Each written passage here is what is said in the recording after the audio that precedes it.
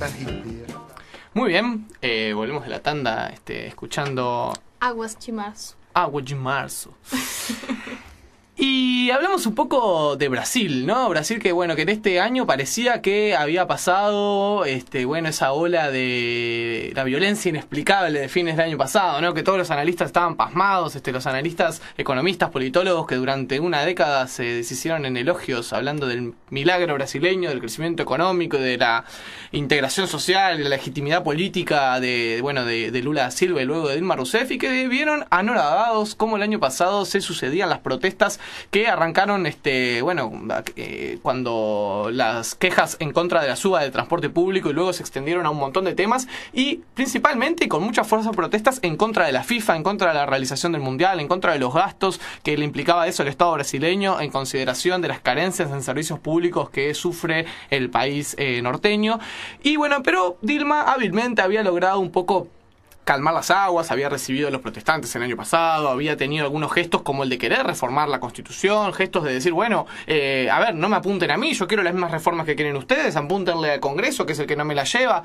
Hábilmente Dilma había logrado esos posicionamientos y eso se había traducido en que esa crisis de la caída de como de 20 puntos de intención de voto de Dilma el año pasado en las encuestas lentamente se había ido revirtiendo y Dilma volvió a liderar con comodidad a principios de este año las encuestas. Si bien no le aseguran el triunfo en primera vuelta, sí pareciera que no tiene posibilidades de perder en una segunda vuelta electoral contra de la oposición, pero en los últimos días se volvió a encender la mecha.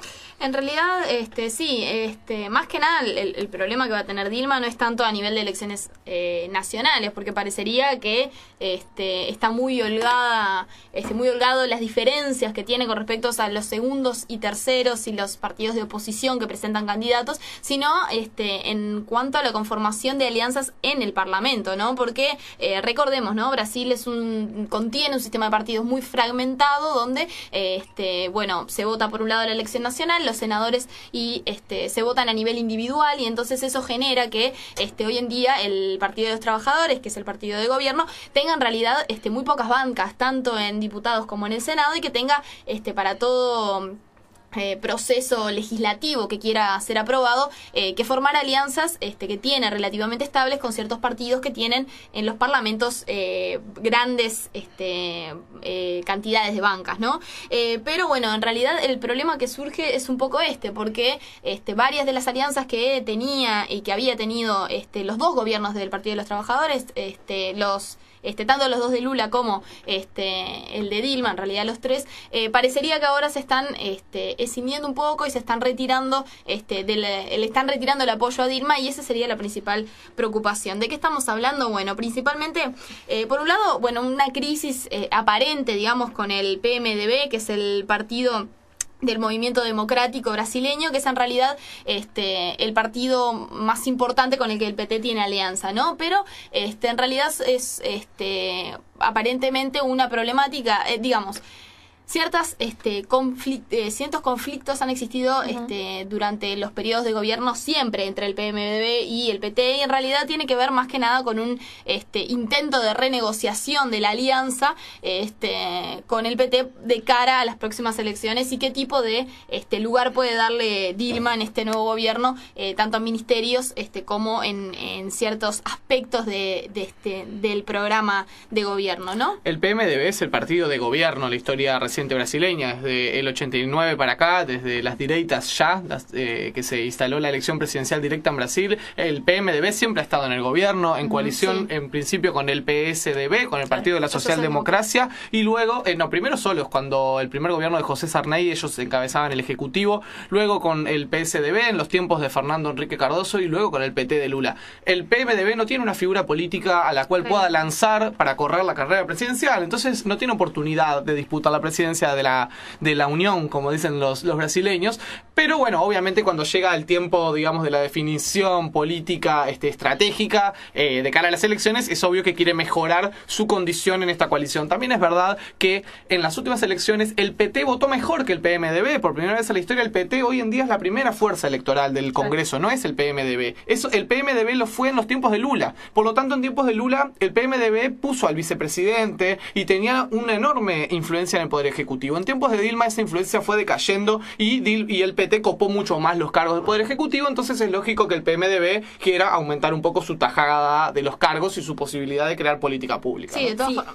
Igualmente, otra cosa que estaría bueno señalar también es que este año el PT va a tener menos elementos para negociar porque, bueno, recordemos que todos los casos de corrupción que se desenmascararon durante la presidencia de Dilma Rousseff también echaron por tierra un poco esas prácticas típicas que la democracia brasilera había encontrado para conformar las alianzas. Y esto es algo que en realidad no lo dice todo el mundo e incluso es explícito en la democracia brasilera, ¿verdad? Y es que las coaliciones son muy débiles y todos los años como que se renuevan en realidad. En enero hay lo que se llama el periodo de pases, ese que bueno, que es como un periodo en el que los legisladores se cambian de bloques durante un mes y bueno, van cerrando y ahí cierran por un año donde van a estar trabajando. Y bueno, y eso también, por supuesto, traía aparejado grandes casos de corrupción económica, ¿verdad? Claro. Era sin duda una de las formas de captar legisladores para obtener las mayorías. Digo, el mensalado fue eso, ¿no? El caso del procesamiento de los principales líderes del PT, del presidente del partido, nada menos, fue eran valijas de plata, ¿no? Era la compra de votos para sacar las leyes importantes del gobierno Lula. Claro. Esos votos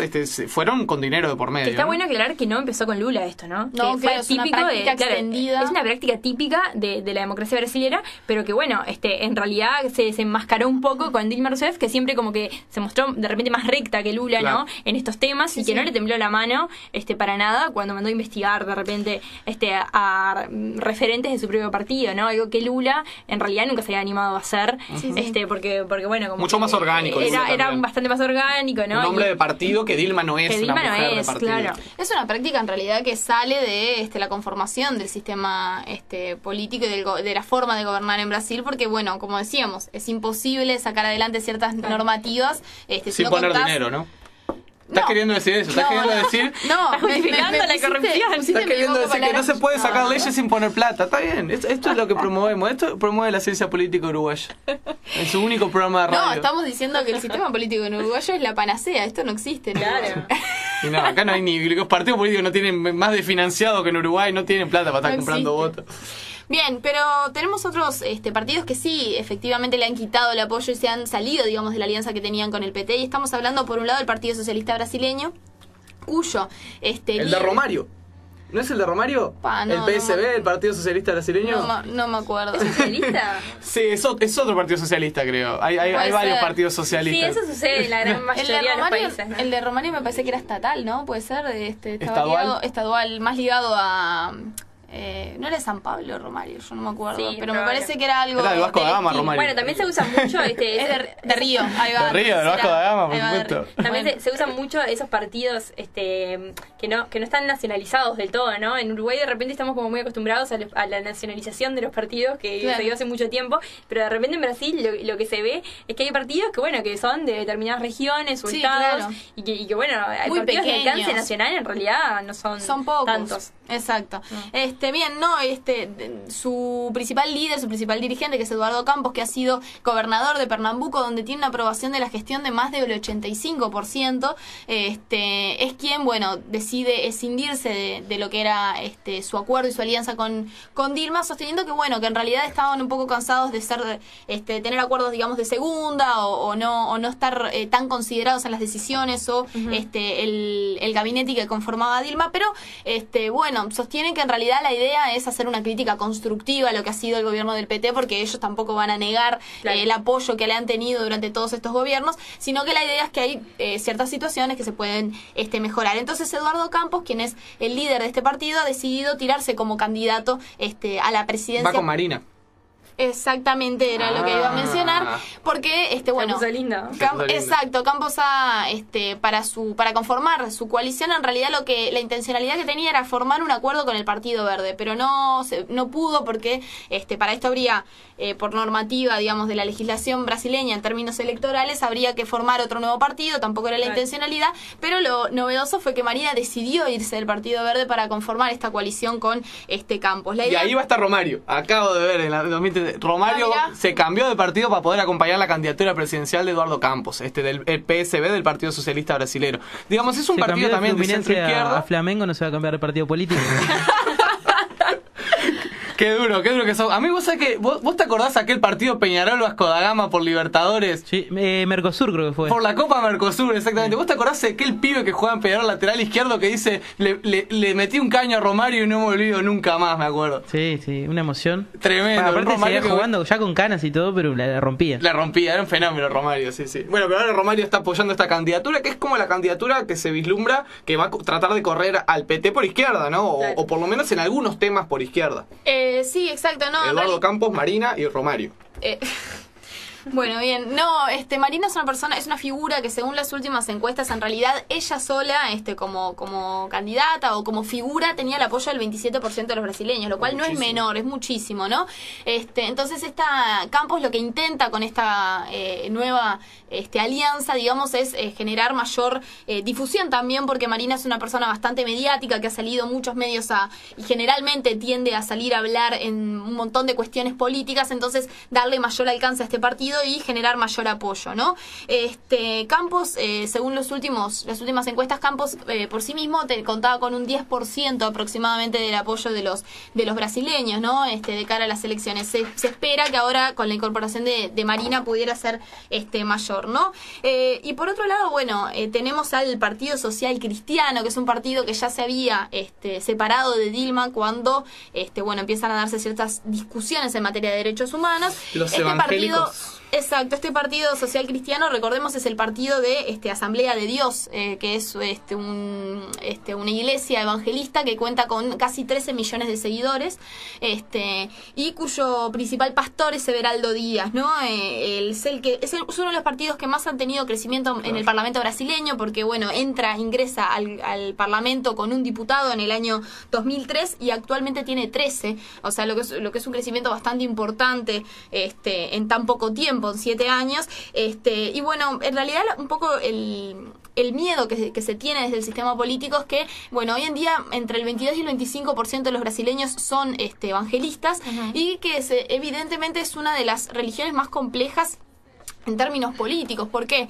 Porque sus seguidores son generalmente muy fielmente seguidores de los pastores, ¿no? Y de los líderes religiosos. Y este ingreso de los evangelistas en la política puede cooptar absolutamente a todos estos fieles que generalmente toman todas las posturas que se les da o que se les transmite de parte de los pastores. De allí ese miedo, digamos, de que este partido pueda crecer fuertemente, claro, así como todo el movimiento de los evangelistas, porque recordemos, está también la Iglesia Universal de Dios, así como otras, que en realidad todavía no han tomado una postura específica de apoyo al Partido Social Cristiano, porque recordemos, Marina Silva, que mencionáramos hace un momento en su apoyo al Partido Socialista brasileño, Marina es evangelista. Entonces, Campos y Marina han tratado de tentar un poco a la Iglesia Universal de Dios para que también apoye a la candidatura de ellos, y todavía no se habría tomado una postura si apoyar a Everaldo Díaz, quien se va a presentar como candidato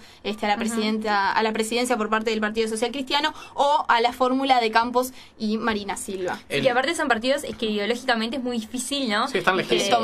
De analizar, porque también de repente tienen como posturas bastante preocupadas por las problemáticas sociales, pero que después en lo que tiene que ver con ideas un poco más liberales, ¿no? O derechos individuales, realmente son bastante atrasados.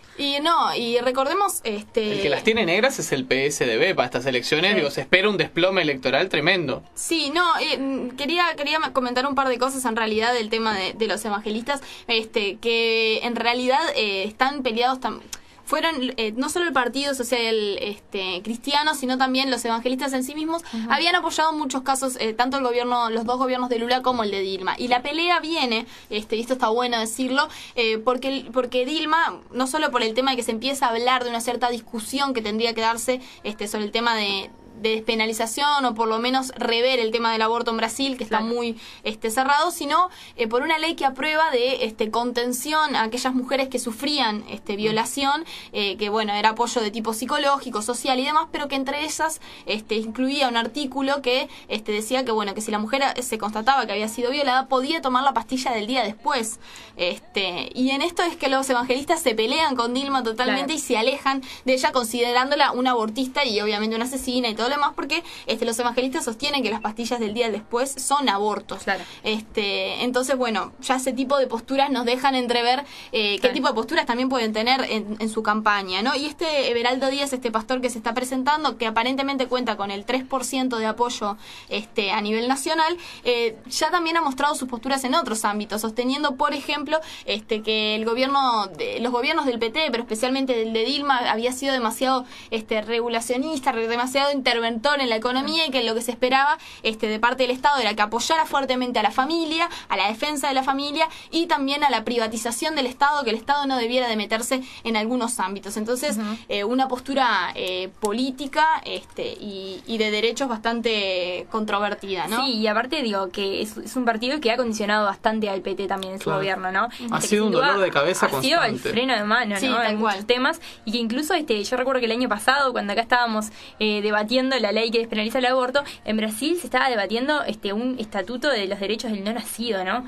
Que en realidad eran como algo que llevaba a Brasil a la prehistoria. Y que era propuesto justamente por estos partidos evangelistas, y que, claro, en realidad los derechos del no nacido significaban, por supuesto, blindar cualquier posibilidad de llegar a una despenalización de un aborto, ¿no? No, y también la unidad de parejas homosexuales es algo que en Brasil no se ha ni siquiera iniciado a discutir, que socialmente está muy mal visto, pero políticamente no se ha dado la discusión tampoco a la interna, y que estos grupos están obviamente más que opuestos a cualquier tipo de debate en este sentido. Sí, recordemos, a ver, yo decía eso de que ni que hablar, a ver, Lula tuvo en su momento, en su composición de su escenario de alianzas, en los evangélicos tuvo a un fuerte apoyo, digamos, la bancada evangélica, obviamente ligado de la bancada, a ver, es lógico que en Brasil los mayores seguidores de la religión, de las religiones evangélicas, que son una multiplicidad de cultos, son los sectores más pobres, digamos. En Brasil se está dando esto de que el catolicismo está quedado restringido para las clases medias y medias altas, y entre las clases más populares es donde más ha permeado el evangelismo, ¿no? Entonces es lógico que en un principio estos sectores evangélicos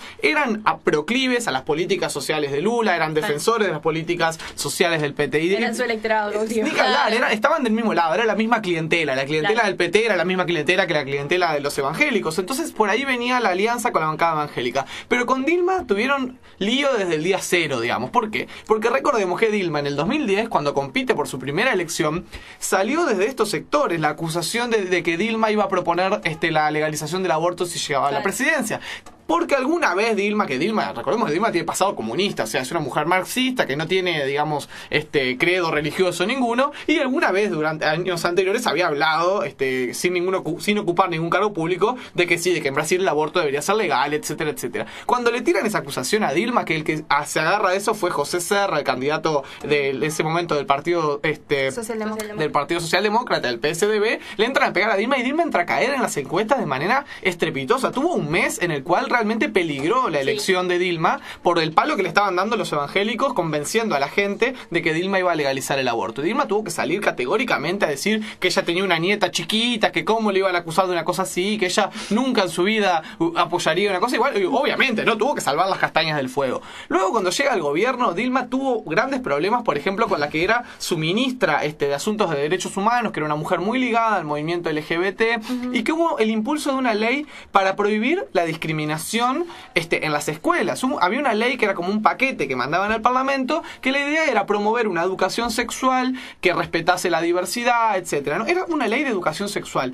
Contra eso se le pararon de manos los evangélicos, y no solo que lograron que la ley no saliera, sino que lograron la presidencia de la Comisión de Derechos Humanos del Congreso. No me acuerdo en cuál de las dos cámaras, pero sé que los diputados evangélicos controlaban la Comisión de Derechos Humanos y trancaron cualquier iniciativa por el lado del avance de derechos para Dilma. Así que se veía venir un poco esta ruptura de que los evangélicos, si hubiese sido Lula el candidato del PT, podrían haber vuelto a sus viejos tiempos de amoríos con el Partido de los Trabajadores, pero siendo Dilma la candidata a la reelección, se veía venir que los evangélicos iban a correr a posiciones más extremistas de derecha, ¿no? Lo que está bueno destacar también con respecto a este cuento que hacías recién, esta anécdota, ¿no? Sobre las acusaciones de Dilma con respecto al tema del aborto, me parece que está bueno señalar también el papel que ha tenido el PSDB, ¿no? En estos últimos años, que la socialdemocracia ha jugado de derecha en Brasil. Sí, claro, siempre es algo que digo, pero que claro. Y hasta en temas de repente en los que mundialmente la socialdemocracia ha sido parte, ¿no? Como puede ser una despenalización del aborto. Creo que en ningún lugar del mundo, en ningún lugar del mundo la socialdemocracia tiene una postura radical en contra. A lo sumo puede tener matices, referentes que están en contra de forma individual, pero históricamente creo que ha sido la que promovió este tema. Ha promovido este tema, y sobre todo los temas de derechos y libertades individuales, ¿verdad? Me parece que es como que ha quedado relegado a un lugar bastante reaccionario, si se quiere. Es que todo el sistema político, el sistema de partidos brasileños es medio raro, porque todos están como mucho más a la derecha de lo que dicen, ¿no? Digamos, el PT, uno de los partidos de los trabajadores, debería ser un partido de izquierda, y claramente es un partido de centro, apenas de centro izquierda en algunos temas. El PSDB es un partido de derecha en Brasil. Claro. El Partido Socialista Brasilero, al que apoya a Romário, es un partido, en muchos temas, un partido de derecha en Brasil. Y el Partido Comunista está muy aliado a lo que es el Partido de los Trabajadores. Claro, sí, entonces, es un también con poca capacidad crítica. Es de los que más ha defendido todas las posturas que el PT ha llevado adelante, entonces no es tan comunista. Es complicado. Por último, el Partido de la Socialdemocracia parecería no haberse recuperado de las 3 derrotas seguidas que ha venido sufriendo.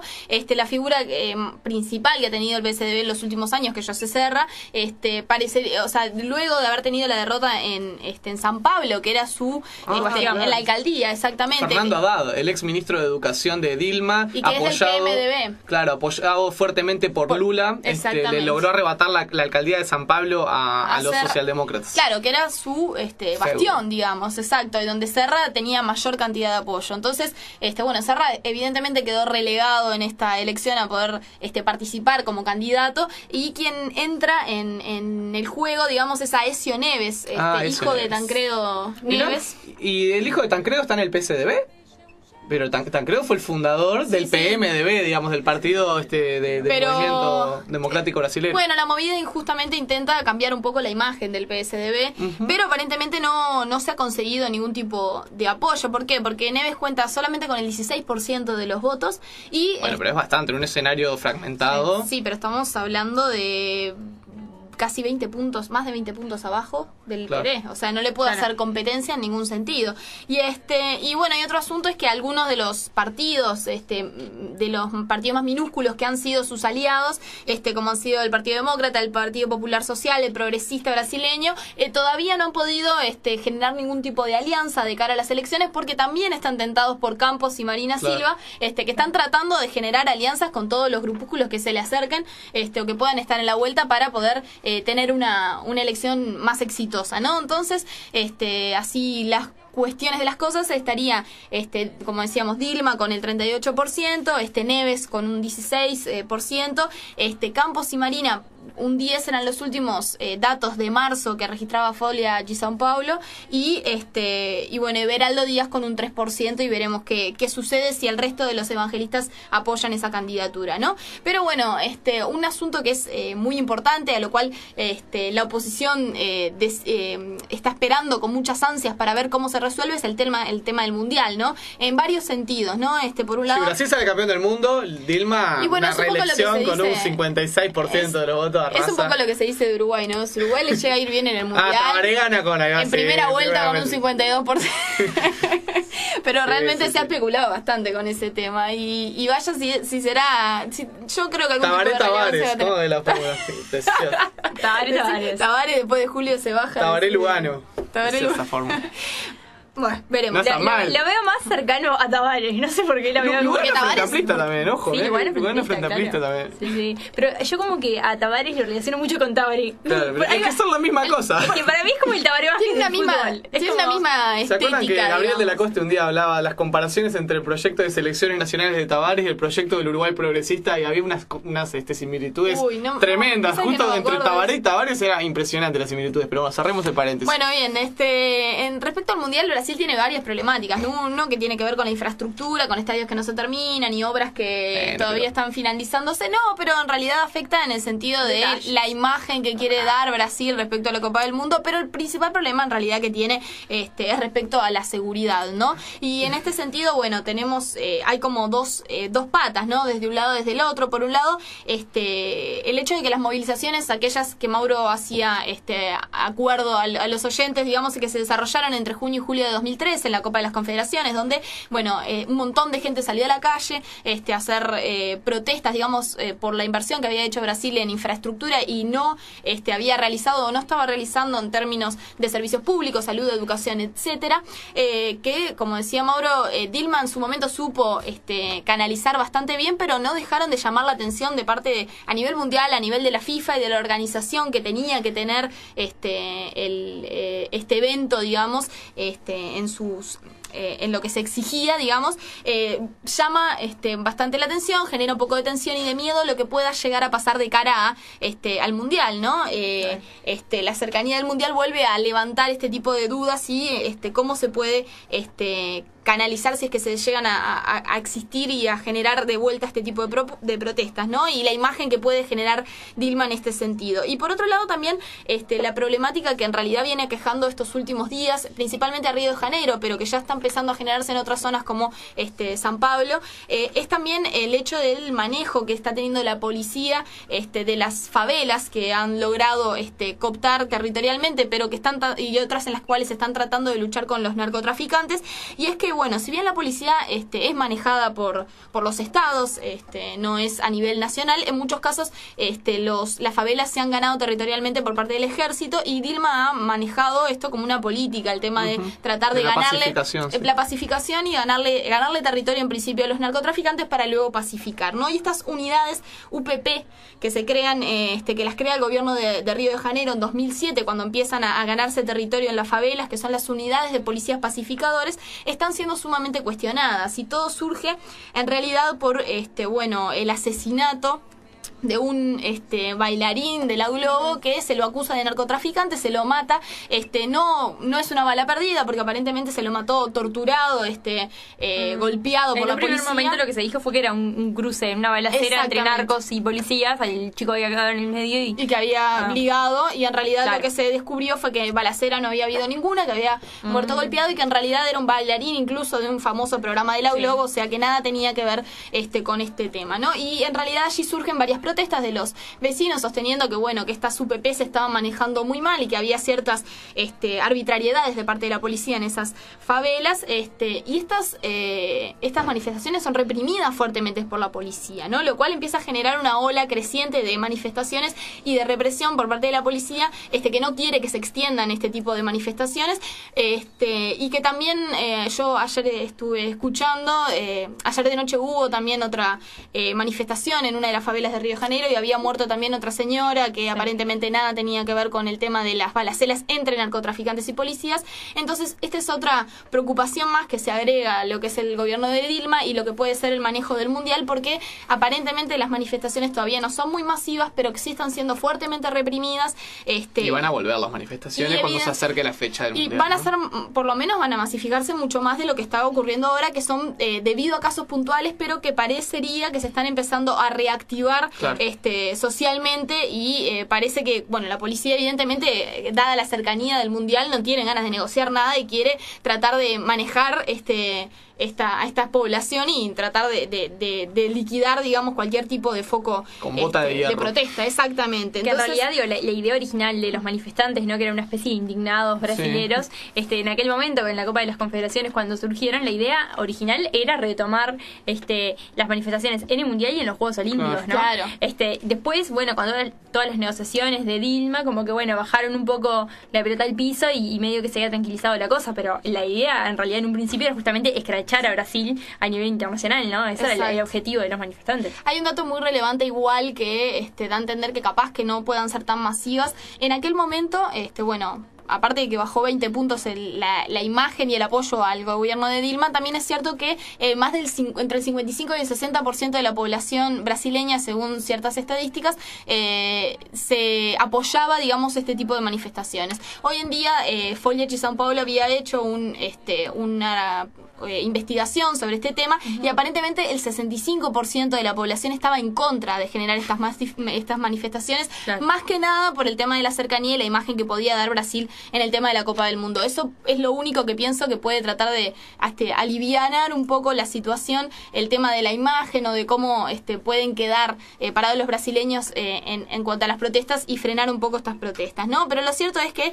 la oposición dice que cuanto peor salga todo, mejor les va a servir y más les va a servir a ellos para que puedan robarle ciertos votos al PT, al gobierno de Dilma, y ganar más votos, ¿verdad? Entonces estamos hablando de términos de seguridad, de infraestructura, y por último, un último punto que está bueno tocar es el tema de la inflación, que está muy preocupado el gobierno de Dilma porque ya esperan que se dispare. La inflación se esperaba que fuera mundial, va a entrar guita como loco, es obvio que... Se esperaba un máximo de 6% de inflación para este año, pero... Va a haber un 10, un 12. Y por lo menos. Bueno, si devalúan, que peguen el grito, así no me hago muy atrás. Como siempre dice Mujica. Igual los brasileños están obsesionados con la inflación. Acá no se los tomen muy en serio, porque los brasileños tienen el trauma de la hiperinflación de los años 90, que le valió la presidencia a Fernando Henrique Cardoso, que fue el tipo que logró tumbar la inflación en el Brasil. Ese es el gran mérito que tiene. Entonces los brasileños, cuando la inflación sube a más de 4 o 5%, te juro, en todos los medios empiezan a atomizar con la inflación, y un 5% no es inflación, digamos. Bueno, pero entonces, ese miedo en Brasil, de retornar... si hay un 8% es una catástrofe nacional. Y Dilma, incluso en los últimos años, ha preferido relegar el crecimiento económico. Brasil no ha crecido económicamente hace como 2 años, que crece a tasas muy bajitas por controlar el gasto público para que no suba la inflación. Prefieren tener la inflación planchada y evitar el crecimiento, cosa que para otros países nos puede resultar absurdo, ¿no? Bueno, igualmente se puede dar ese lujo, ¿no? En este momento ya. Claro. Que creo que, bueno, las condiciones han mejorado bastante, ¿no? Bueno, nos cerramos un poco lo que va a ser Brasil. En realidad vamos a seguir hablando mucho. Me parece que vamos a hablar bastante, y no solo en términos sociales o políticos, ¿no? Me parece que nos va a interesar bastante el tema futbolístico. Y vamos a hacer un brevísimo corte para ya volver a hablar del tercer tema que nos convoca, que es el tema de la política exterior de Estados Unidos, especialmente analizar un poco lo que ha sido el gobierno de Obama en este sentido, ciertos cambios, nuevas estrategias, poco rato dejaron para el tema. Y el Pepe en la Casa Blanca. También Pepe en la Casa Blanca. Vamos a tener que tirarlo medio al palo. Vamos arriba. 12 de mayo, ¿no? Por ahí. Ya venimos. Carro velho pra que se é pra ficar no campo.